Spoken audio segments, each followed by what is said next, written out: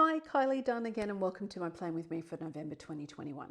Okay, this is going to start a little bit differently this month because I sort of want to explain what this is about. 10 years ago, I did a thing called my Year of TED, which was basically taking TED Talks, turning them into 30-day activities and experimenting with my life for the year. That was the book that I published from the blog of my Year of TED. So out of that, I basically realised that it aligns really well with the Wizard of Oz. And so this became a bit of a theme, which has sort of become, I don't know, you could say it's an obsession. I don't think I'd call it quite that.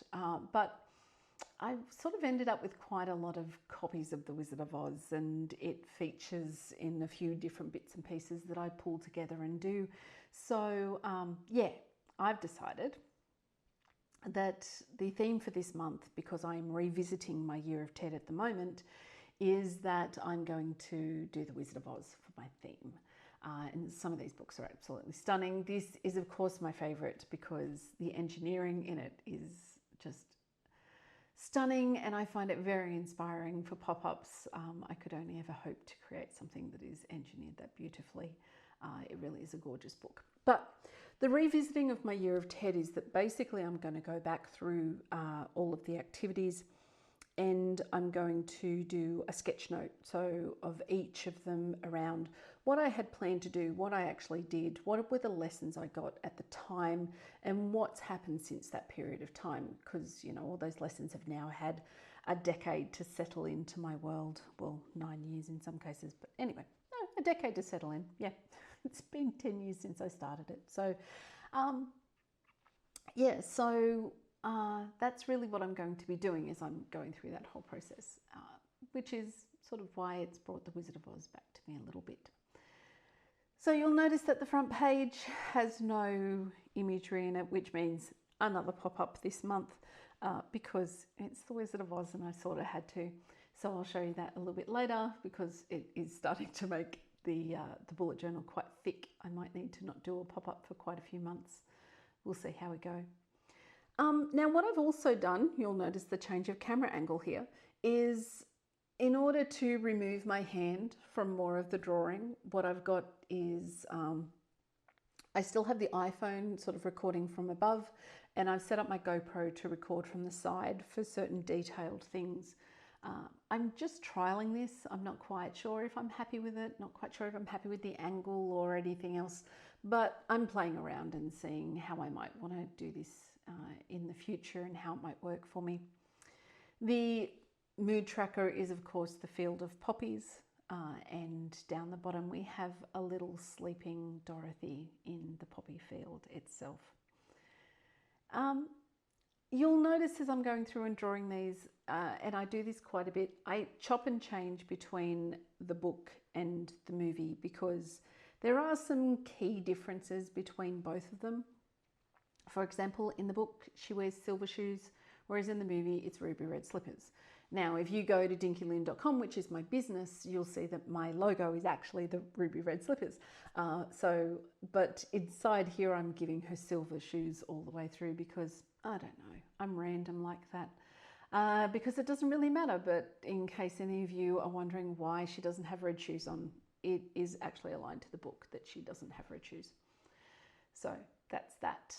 Yeah, so November, it is nearly the end of the year, and I have nearly done a full year of drawing my bullet journal and sharing it here on YouTube, which is random.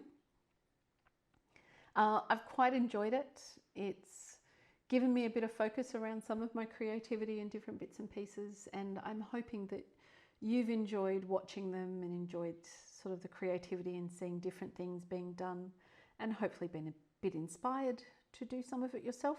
That is the overall aim of this process after all.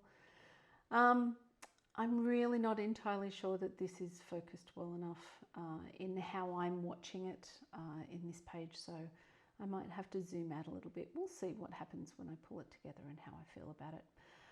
But yeah, look, I drew little characters when I did my Year of TED.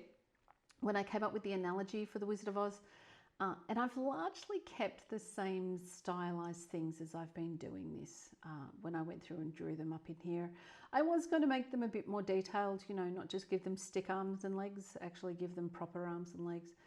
But I don't know, I like the simplicity of just making them really basic and plain for this. I think that it matters to make it really quite simple, given the story and given all of those other elements. So that is what you have. Now, I was also rushing to do this and quite tired because I had actually worked on Sunday when I was completing doing these drawings. So I think nearly every time I play with Dorothy, I do things too quickly and I end up smudging her. I was really dedicated in not doing it in the last drawing, so I don't think I have.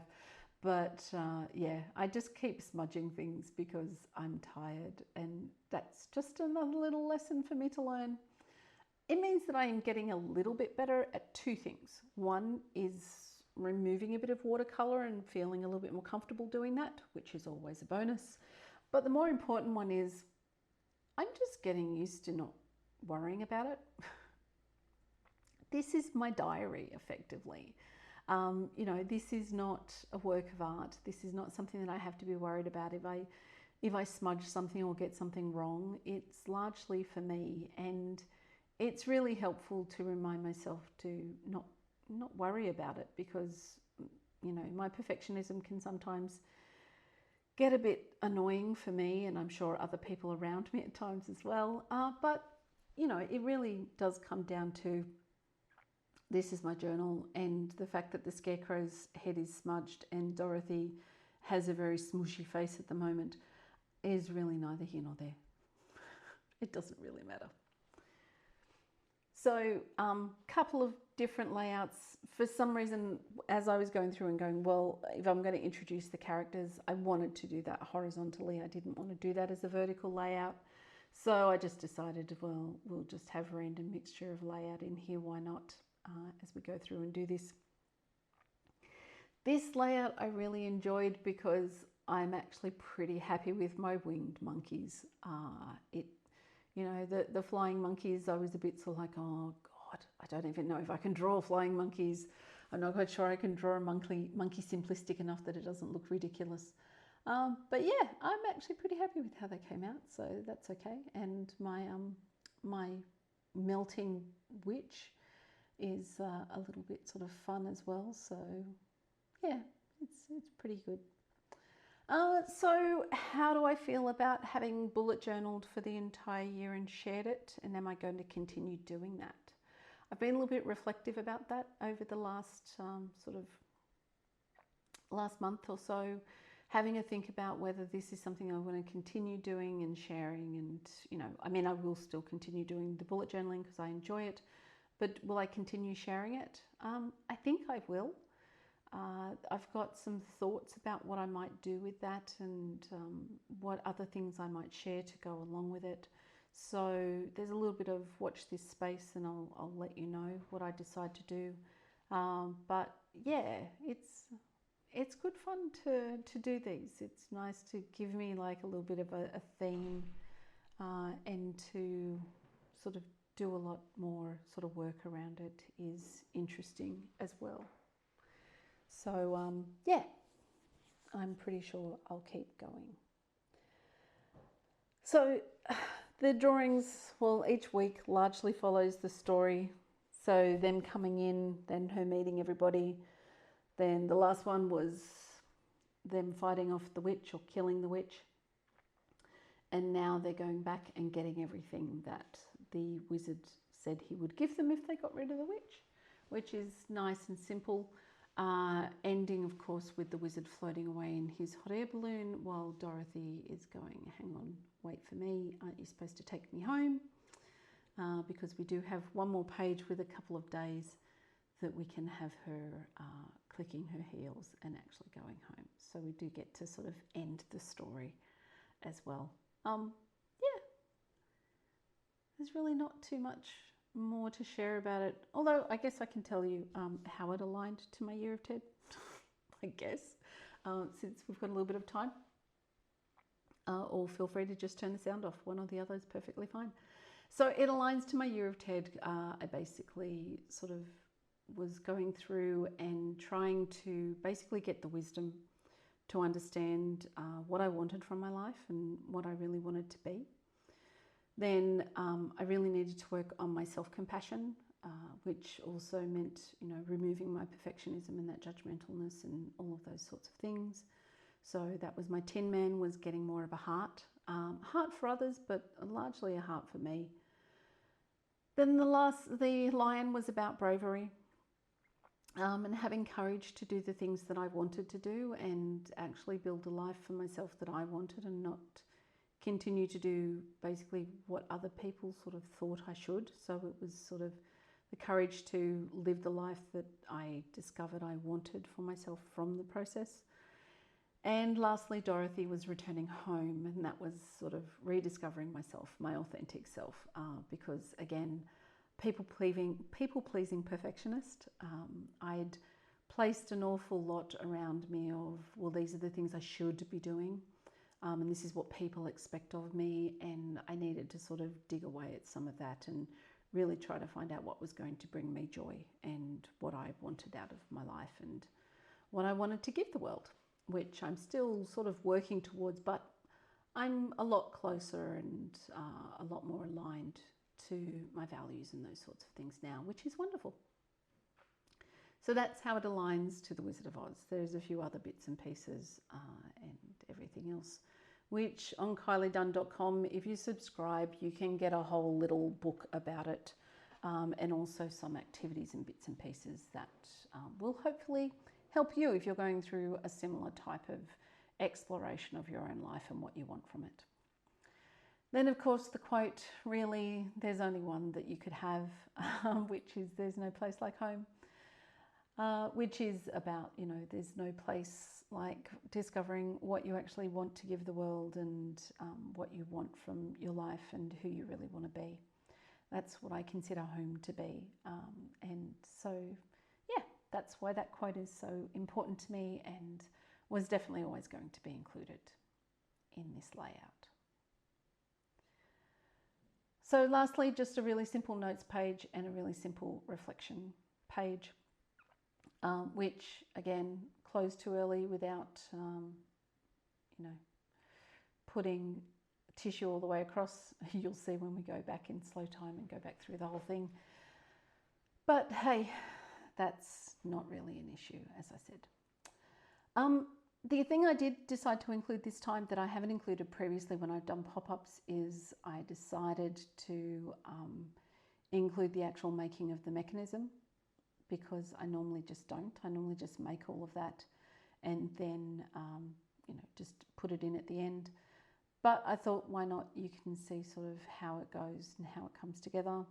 So this is a super sped up version of me creating the mechanism, cutting things out and doing everything. It always surprises me, and it shouldn't at this point in time because I've been doing this so often, but how black lining, so doing this inking part, just completely changes the definition and the tidiness and just how much better things look when I put that definition into them, which again, I knew it was going to, but I still get surprised every time I look at them watercolored and then look at them lined up. It just makes a lot of difference. So yeah, I decided I'd go for a fairly simple mechanism again. So it's just sort of 3 layers. It's just a simple V-fold. And then I put the 4 of them at the front, sort of walking away from the Emerald City. So they've already gone and seen the wizard. Now they're going to play with the Wicked Witch.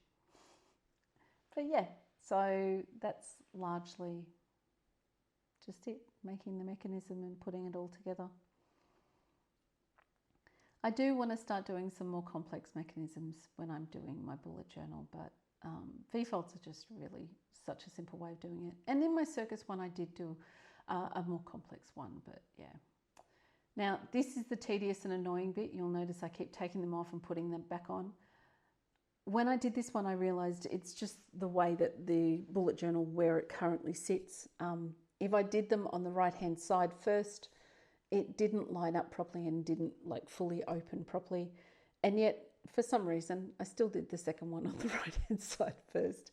You know, sometimes we don't learn very quickly. But yeah, these are really simple mechanisms to put together. So just adding in a little bit more of a yellow brick road to add in the effect.